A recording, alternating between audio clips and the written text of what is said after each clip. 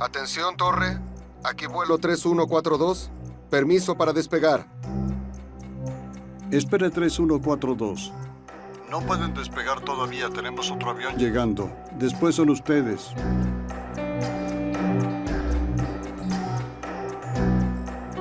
¿Despegamos 1-2? Despegamos. Terça-feira, 31 de agosto de 1999. O voo 3142 da Companhia Argentina Lapa, com 95 passageiros e 5 tripulantes, se prepara para decolar do Aeroparque, em Buenos Aires, rumo à cidade de Córdoba.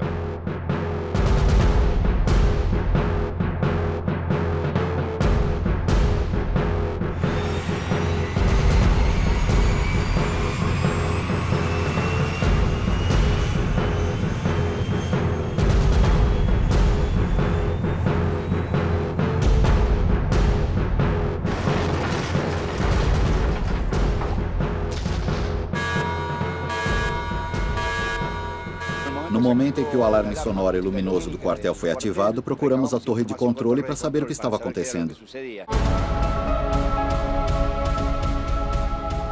Nos disseram que na cabeceira 31, um Boeing 737-200 tinha saído da pista.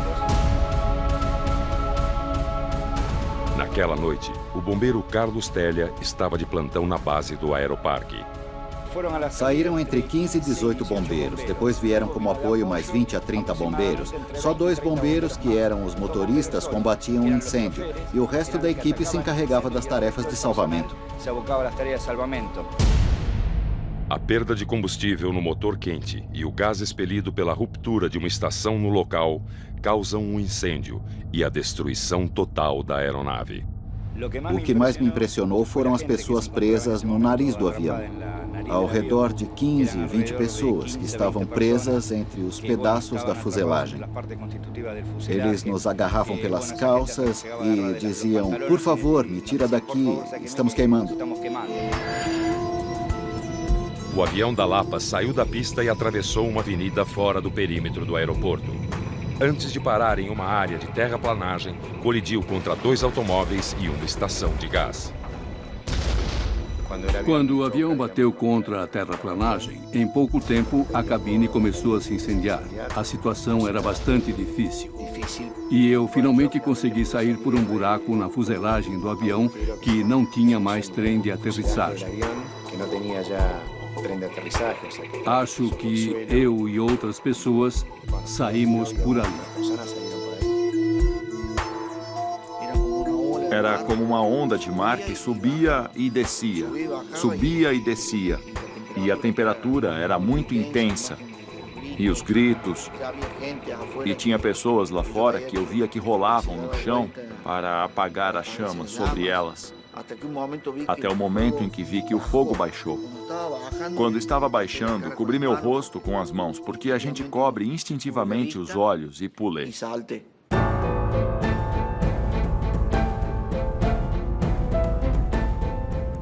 A maioria das pessoas a bordo do voo 3142 não tem a mesma sorte de Oscar e Rafael. Mas ainda era impossível saber quantos morreram no acidente.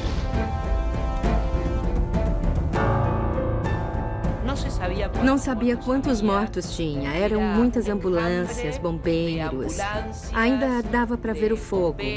E havia muita histeria.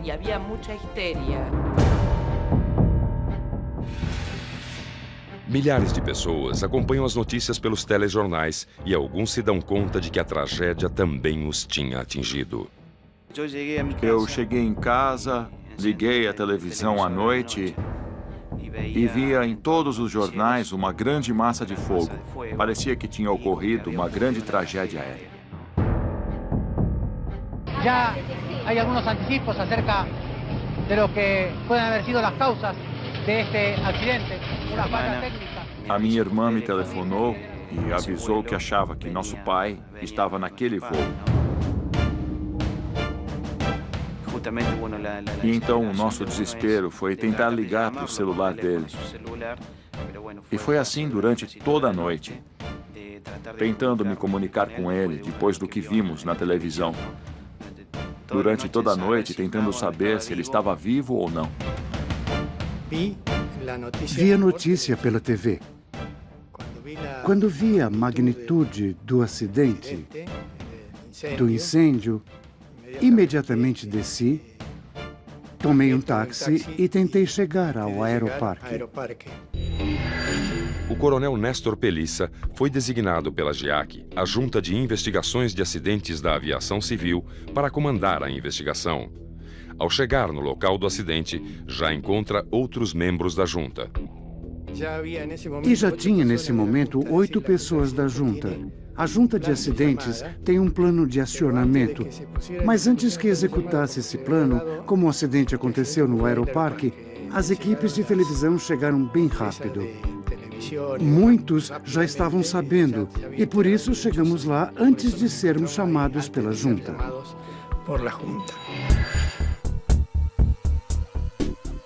Como a aeronave acidentada era um Boeing fabricado nos Estados Unidos, a NTSB, National Transportation Safety Board, é acionada para acompanhar a investigação. Assim que fomos avisados, rapidamente juntamos uma equipe de especialistas em engenharia e operações e viajamos na manhã seguinte à Argentina para unirmos a junta de investigações que cuidava do acidente.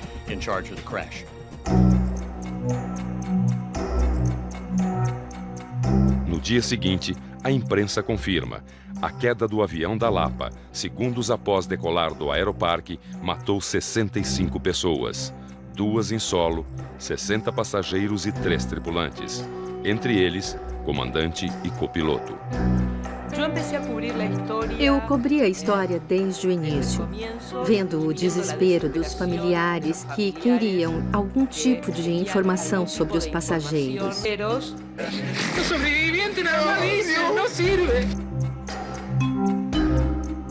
Paradoxalmente, ficamos sabendo pelas listas que circulavam, eram diferentes listas. E depois fizeram uma lista das pessoas desaparecidas para dar a entender que essas eram as pessoas que tinham falecido e que eles não tinham mais indícios. Nosso pai faleceu quando vinha naquele voo. Ele tinha que viajar pela manhã e voltava à noite por causa do trabalho. Ele era advogado. Concluído o trabalho de resgate, os investigadores da GEAC começam a buscar pistas para esclarecer o acidente. Tivemos que esperar diminuir a temperatura de tudo que estava incendiado. Então, praticamente, só na madrugada do dia seguinte, nossos investigadores começaram a remover os restos.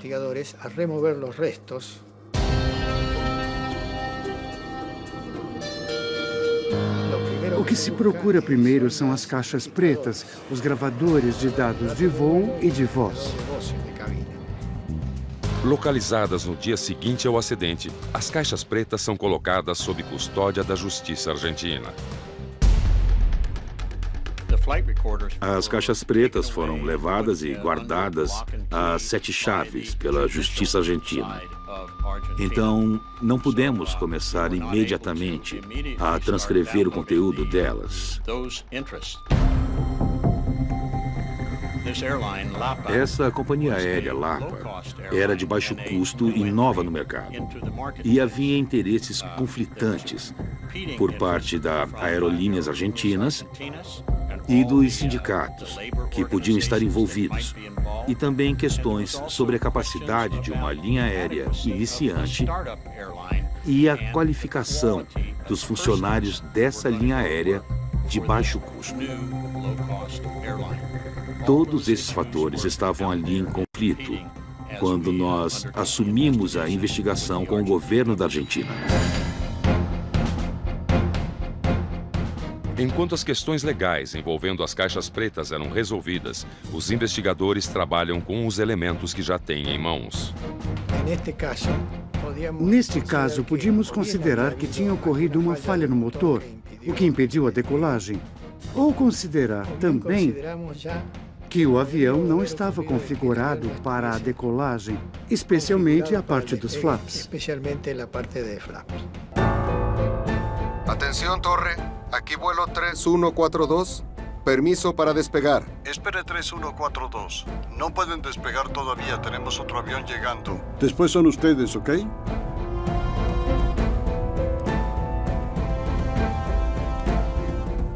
¿Despegamos 1-2? Despegamos.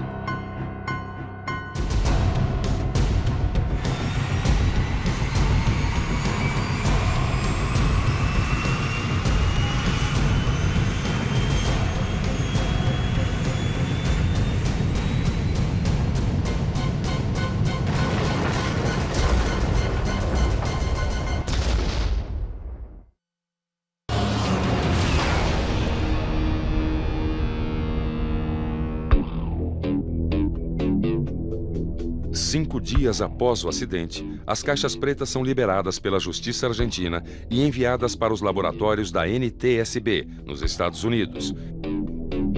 Enquanto isso, os investigadores da GIAC Argentina analisam o que têm em mãos. Depois de alguns dias, fomos levando as partes que poderiam ajudar a remontar o avião de alguma maneira,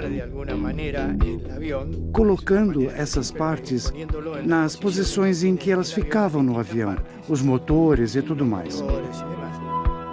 Isso é muito importante também para ver como ocorreu o acidente. Logo no começo, um detalhe já chama a atenção dos investigadores.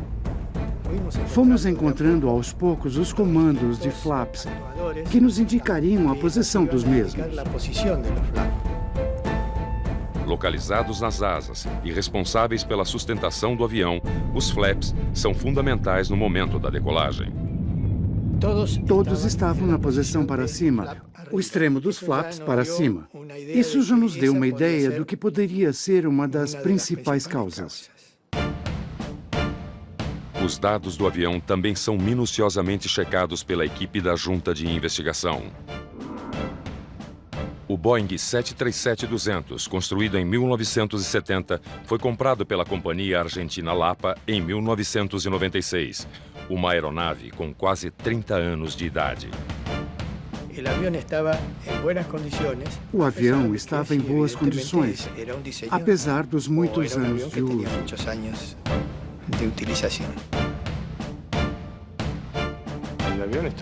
O avião estava em boas condições e tinha vindo de uma inspeção no Brasil, uma inspeção Delta grande, e realmente não tinha problemas técnicos de manutenção.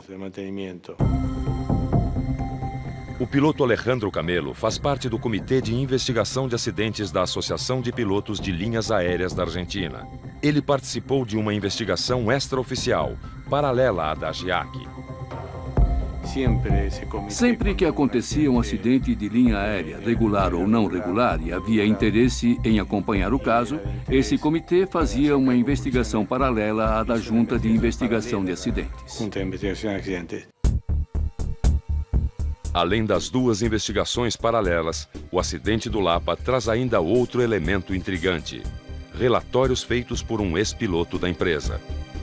Minha primeira carta de advertência é de 96. Foi quando eu parei um avião que tinha 2 horizontes artificiais inoperantes. Escrevi que a consequência, não só previsível, mas inevitável, seria um acidente protagonizado por um avião da Lapa. Eu sentia que tinha esgotado tudo, tinha avisado a Força Aérea, as autoridades da empresa, aos meus colegas, ao sindicato. Eu já não sabia mais a quem avisar.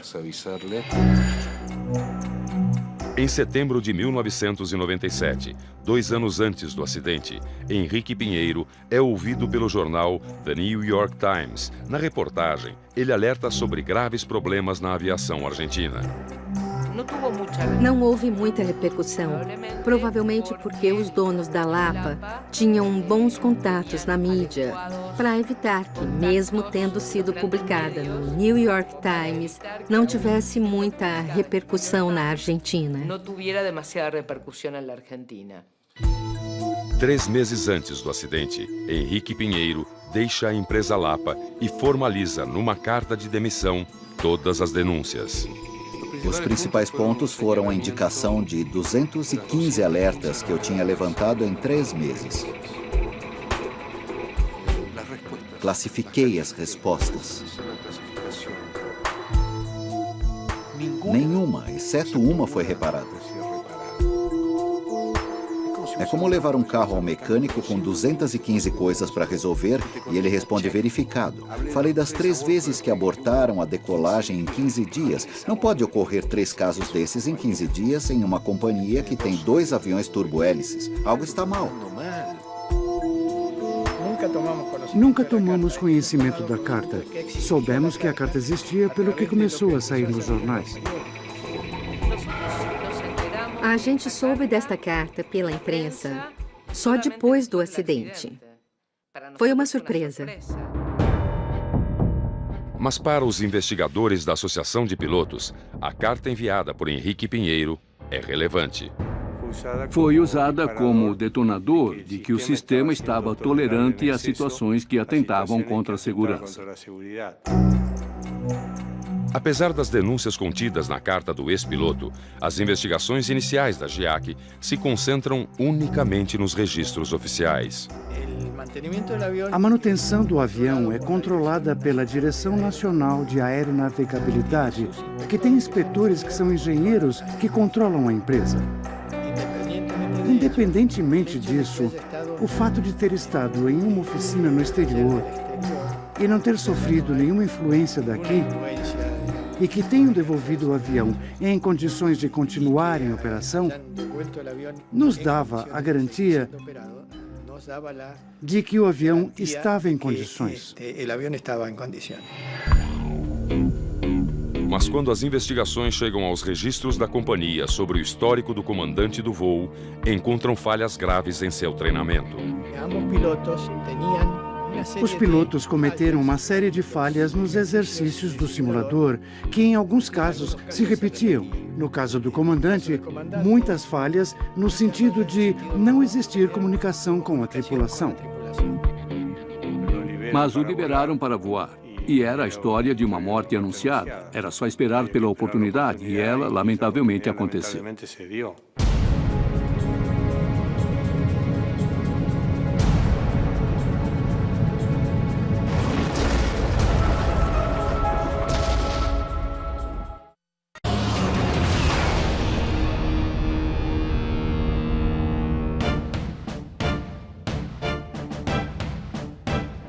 As investigações do acidente com o avião da empresa argentina Lapa já trazem algumas evidências das possíveis causas da tragédia que matou 65 pessoas.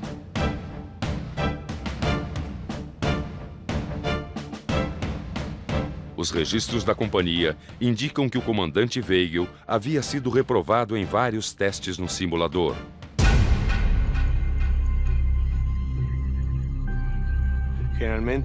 Geralmente, as empresas levam em conta a informação dos instrutores. Essa informação existia, mas qual é a razão para que o gerente de operações e o chefe da linha tolerem essa situação? Teríamos que analisar mais profundamente o porquê.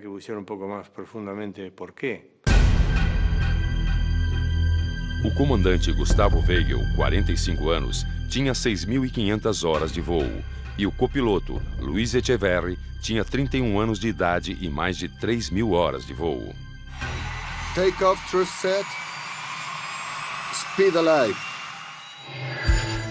Como ex-membro da Comissão de Segurança da Associação de Pilotos da Argentina, Henrique Pinheiro também teve acesso aos registros do comandante. Mas existe um registro técnico do simulador que literalmente diz se afasta pela radial errada. Ou seja, ao invés de sair por uma radial, vai por outra. Ou seja, se perde. Custa-lhe manter parâmetros de velocidade e altura. Velocidade e altura. Ou seja, manter o avião reto é a primeira coisa que se aprende no aeroclube. Não segue as listas, não conhece a velocidade de flap, não cumpre os briefings, não conhece o procedimento de evacuação. E lá no fundo você diz, bom, com todos esses indícios, você não voa nem como copiloto, vai embora para casa. Mas não, standard menos, ou seja, standard, só que um pouquinho menos. Pode continuar voando, comandante.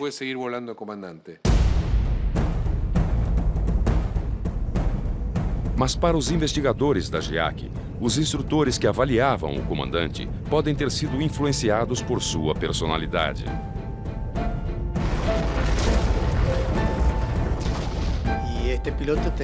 O comandante tinha características muito especiais. Era uma pessoa muito hábil socialmente, de forma que pode ter enganado quando fez o curso de administração de recursos de cabine. Saiu parabenizado. Era um dos principais porque fazia muito bem as coisas. A companhia não pode aprovar ninguém que não esteja em condições. Lá não se olha para o rosto de ninguém. Está ou não está em condições. Não existe outro tipo de consideração. E se não está, não está. E não deveria voar. Pronto, acabou. E as primeiras evidências sobre possíveis erros da tripulação no procedimento de decolagem começam a se confirmar com os dados extraídos das caixas pretas. Nós tínhamos um engenheiro de performance e oficiais argentinos que vieram a Washington para analisar as gravações. Suas primeiras impressões foram surpreendentes, porque eles podiam ouvir o sistema de advertência de configuração inadequada para decolagem ativado. E era possível ouvir uma conversa entre a tripulação que não indicava que eles entendessem o alarme e tomassem medidas para abortar o voo. Não sei o que é o que passa, amigo, mas está tudo bem. Além do sinal de alerta para abortar a decolagem, que parece ter sido ignorado pela tripulação, um outro dado chama a atenção. Também tínhamos indicações das caixas pretas de que os flaps estavam na posição para cima. Eles nunca foram posicionados na posição de decolagem. Então, imediatamente soubemos pelas caixas pretas o que aconteceu, já que a decolagem não tinha sido feita com a configuração padrão. As informações sobre a posição dos flaps encontradas nas caixas pretas do Boeing reforçam o que as equipes de campo já suspeitavam. Nós ficamos particularmente interessados nessa aeronave, porque descobrimos que os flaps estavam retraídos.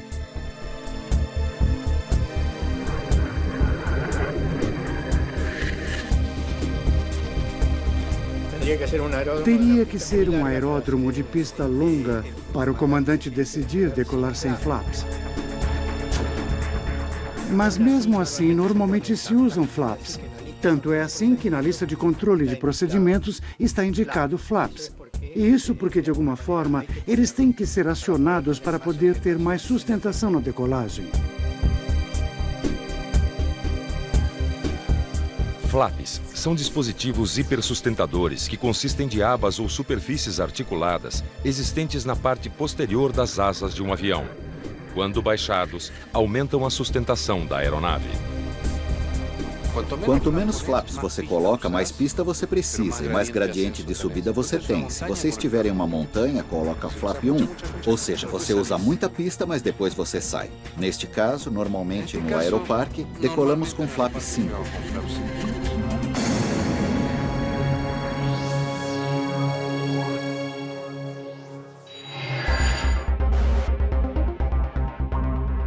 O conteúdo do gravador de voz revela sérios problemas de comportamento da tripulação dentro da cabine. Inicialmente, tínhamos as fitas que a Junta de Investigações de Acidentes entregou. Mas conseguimos uma fita original e fizemos depois um trabalho muito mais técnico, com técnicos da Sony aqui na Argentina, onde apareceu um monte de expressões que no original se ignoravam. E isso, sem dúvida, ajudou a conhecer o cenário que ocorria no momento do acidente.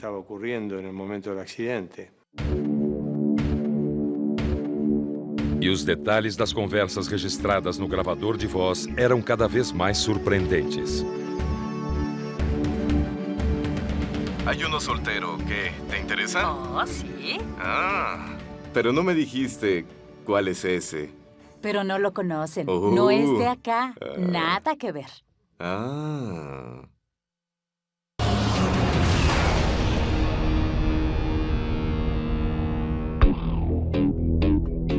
Ao escutar o gravador de voz do Lapa 3142, os investigadores descobrem que durante os procedimentos que antecederam a decolagem, o clima na cabine era de total descontração.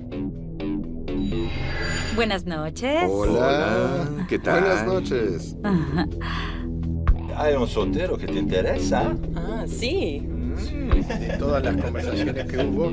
De todas as conversas, mais de 60% medidas no tempo foram conversas que não tinham nada a ver com a operação do avião. E isso influencia muito nos acidentes. Pero no me dijiste cuál es ese. Caos. O mais completo, total e absoluto caos. Que não era nada mais do que o fiel reflexo do caos que imperava na empresa. Esse mesmo caos foi levado a essa cabine nessa noite. ¿Cómo estás, compañero? ¿Qué haces? Vente a Córdoba. Anda, vamos.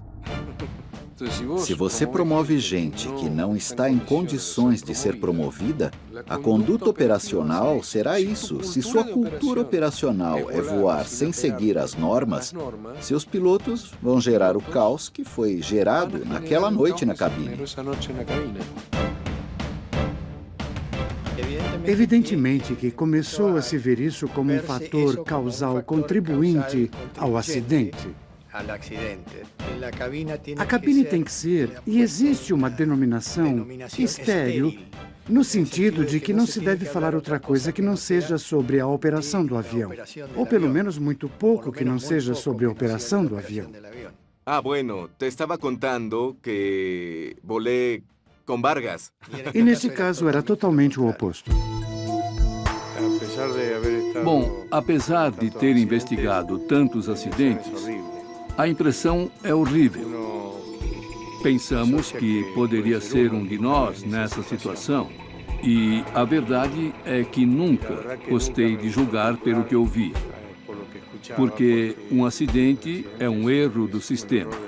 E este acidente provou que o sistema tinha erros.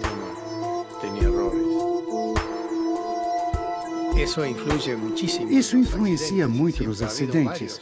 Sempre houve acidentes em que o desvio de atenção do piloto para outras coisas que não seja a operação estrita do avião acaba provocando erros, como nesse caso. Não realizaram as listas de controle de procedimento e pularam as partes em que tinham de controlar a configuração dos flaps na posição adequada para fazer a decolagem.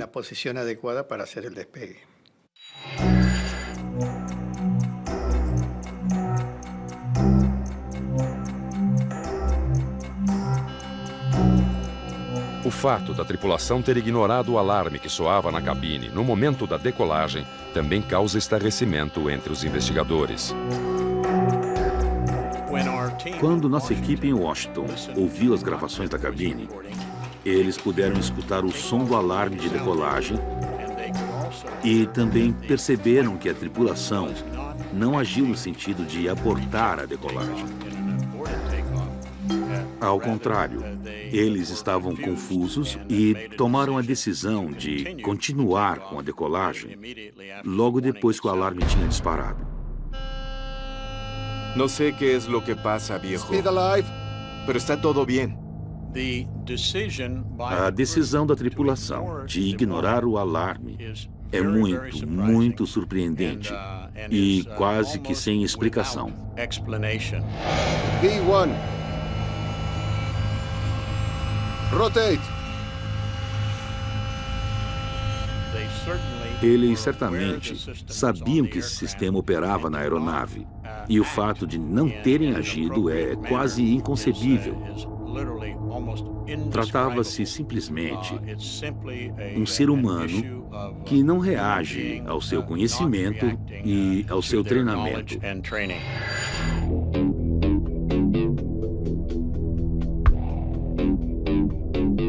Com a investigação chegando ao final, a GIAC e a Associação de Pilotos da Argentina divergem quanto às causas do acidente. Neste caso, a causa principal do acidente foi que não acionaram os flaps na posição correta para realizar a decolagem. Além disso, está a falta de disciplina dos pilotos por não pararem a decolagem e de não terem percebido o alarme de configuração. E continuar a decolagem até o ponto de perder o controle e não poder parar o avião dentro da pista. Não sei qué es lo que pasa. 80 knots. Pero está todo bien. Estão simplificando a verdade. O piloto é o único responsável pelo que ocorre? A investigação da Força Aérea concentrou-se exclusivamente nos erros do piloto, e isto é equivocado, porque um erro, mesmo que possa ser atribuído ao piloto, neste caso, não foi a única causa do acidente. Dizer que foi só um erro do piloto é como olhar para uma cena e não ver o filme todo.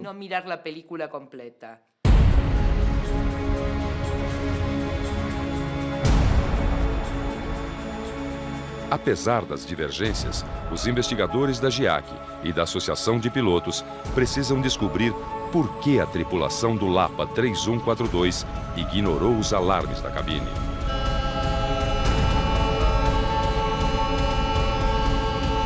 No sé qué es lo que pasa.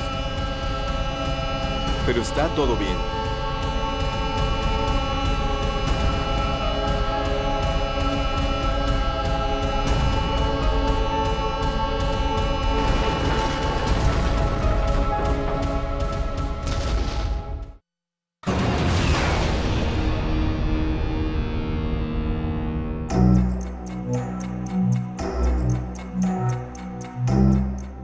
Durante quase 9 meses, os investigadores da Junta Argentina e da Associação de Pilotos do país trabalharam separadamente para esclarecer as causas do acidente do voo 3142 da Lapa.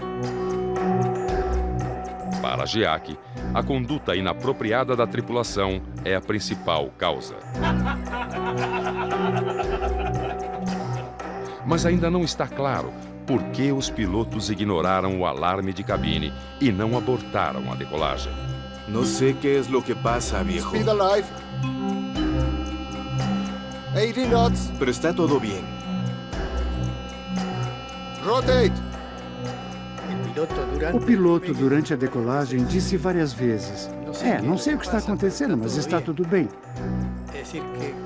Ou seja, parecia que não relacionava o alarme, que evidentemente conseguia ouvir, com alguma falha do avião ou da preparação do avião para a decolagem.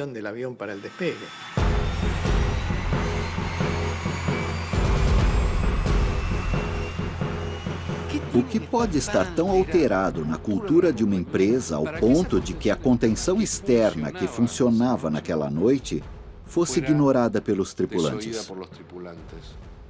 E é isso, os alarmes estavam soando o tempo todo. O ex-piloto da Lapa, que já havia denunciado várias falhas de procedimento na empresa, também havia alertado sobre esse problema. Isso é uma cultura em que o alarme se questiona. Não se executa, se questiona. Dispara o alarme de fogo e eles começam, será que é real ou não? Como assim será real ou não? Isso não me interessa.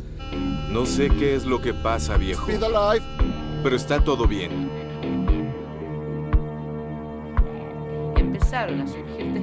Começaram a surgir testemunhos sobre a tremenda negligência da companhia quando lidava com a área de segurança. A tranquilidade do piloto foi porque era habitual que se transgredissem os padrões que toda companhia deve cumprir.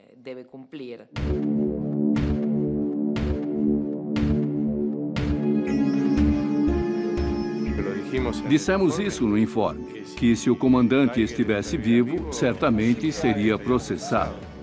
E a gente não teria feito nada para mudar sua situação junto à justiça. O que lamentamos é que se simplifique o acidente da Lapa na tripulação. Há muitos elementos para julgar para saber se há outros responsáveis que poderiam ter evitado o acidente e não o fizeram. O relatório final da GIAC aponta os fatores que contribuíram para o acidente. Falta de disciplina dos tripulantes, excesso de conversas alheias ao voo, o não reconhecimento do alarme sonoro indicando que os flaps não estavam baixados. Ou seja, segundo a Comissão de Investigação Oficial, a GIAC, houve falha humana. O erro, digamos, do piloto foi classificado como indisciplina, mas isso foi influenciado por outros fatores. É indisciplina no sentido em que você tem um alarme no momento de decolar, e o lógico seria deter a decolagem e ver o que ocorre, saber por que o alarme disparou. V1. Rotate.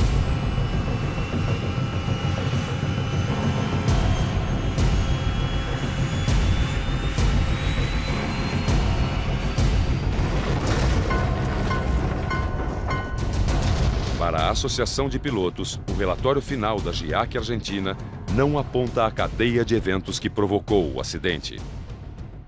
Basicamente, eles não analisam nada além do que aconteceu e terminam sua investigação na tripulação.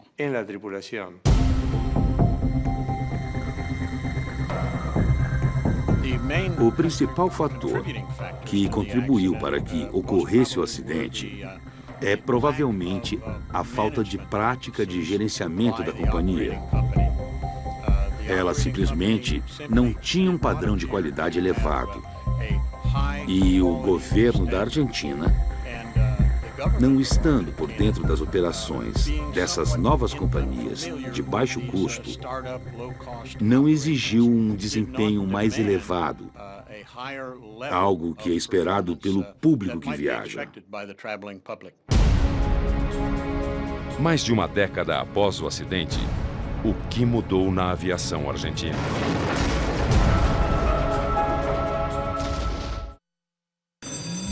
Uma das séries de maior sucesso de 2012. Um time de especialistas em salvamento. Nós somos muito treinados, exaustivamente treinados. Na maior cidade do hemisfério sul. Tá consciente? Fique tranquilo, os Águias de São Paulo estão botando ele lá para morrer. O risco é todo deles. Especial Águias da Cidade. Sábado, a partir das 8h40. Só no Discovery. Será que a ciência poderá criar uma nova raça de super-humanos? Como você acha que será nossa vida dentro de 100 anos? Vamos passar férias no espaço? Os robôs irão nos ajudar com tarefas cotidianas ou algum dia tomarão o controle da Terra? Convidamos você a fazer uma viagem a 2111. Maratona 2111. Sábado, a partir das 6, só no Discovery.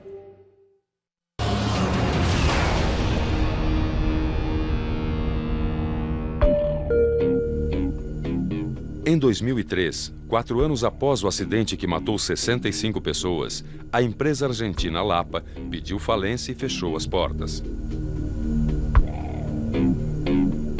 Em 2007, o controle da aviação civil saiu das mãos dos militares e passou para a ANAC, um órgão subordinado ao Ministério da Infraestrutura.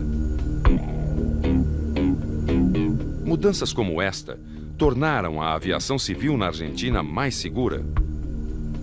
Muito pouco. Existe uma esperança, já que houve uma mudança. O controle da aviação civil foi dado a uma administração civil. Então, é mais fácil exigir uma mudança ou cobrar um erro de um político do que de uma corporação militar. E acho que vai ser muito mais produtivo o diálogo, já que, de alguma maneira, essas inquietações poderão ser ouvidas. Não sei se serão levadas em conta, mas pelo menos serão ouvidas. De forma geral, a aviação em todo o mundo está cada vez mais segura, porque os elementos são melhores, os aviões são melhores. Tudo vai melhorando e então a segurança aumenta. Estamos iguais a antes do acidente. Nas mãos de incompetentes, corruptos, um sistema que não tem melhorado, não tem feito nenhuma mudança. E a triste verdade é que não aprendemos. Porque não aprendemos. Com certeza, muitas coisas mudaram para fazer a aviação na Argentina mais segura. Acho que a mudança para o controle civil do espaço aéreo com o ANAC, a autoridade aeronáutica, mudando de uma estrutura militar para uma civil, é bem positiva. E eu sei que a Junta de Investigações é muito mais profissional do que era no passado. Para a Associação dos Pilotos, o maior avanço ocorreu na fiscalização. O acidente provocou no comando regional daquela época e hoje na ANAC uma fiscalização bem mais severa. Algumas mudanças foram feitas, as quais afastaram os inspetores que não tinham idoneidade para avaliar qual era o estado de instrução das companhias.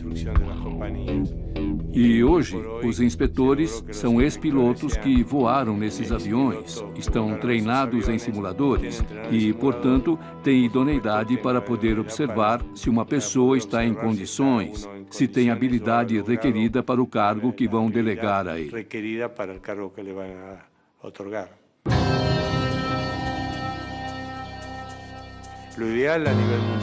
Em termos mundiais, o ideal é que a Junta de Investigações de Acidentes, como ocorre em outros países, dê lugar às associações que representam as vítimas.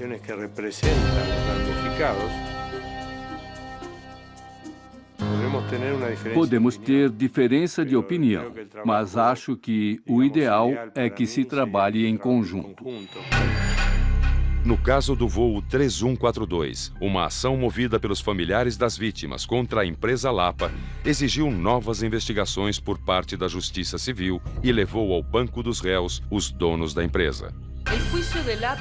O julgamento final da Lapa demorou 10 anos para chegar. Um processo que geralmente dura 1 ano e meio, 2 anos, incluindo os recursos judiciais, ou seja, um recurso, outro recurso, foram absolvidos porque o delito tinha prescrito. Ou seja, tinha passado demasiado tempo desde a ocorrência do delito até a chegada da justiça. Justiça que finalmente não chegou porque foram declarados inocentes e estão em suas casas. E tem mais de 60 mortos na Argentina e supostamente ninguém foi responsável por isso.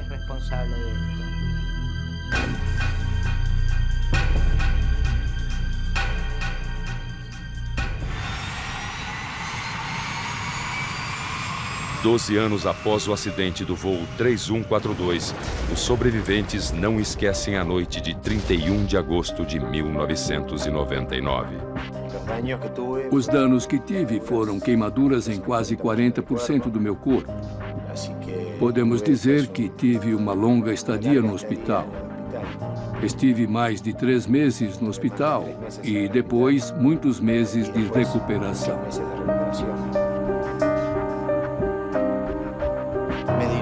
Me levaram a uma clínica onde fiquei 1 mês e meio internado, onde me deram os primeiros cuidados, como a troca de pé, a limpeza de todas as escoriações, todas as possíveis infecções que poderiam existir embaixo da pele. E começaram as cirurgias dos primeiros enxertos.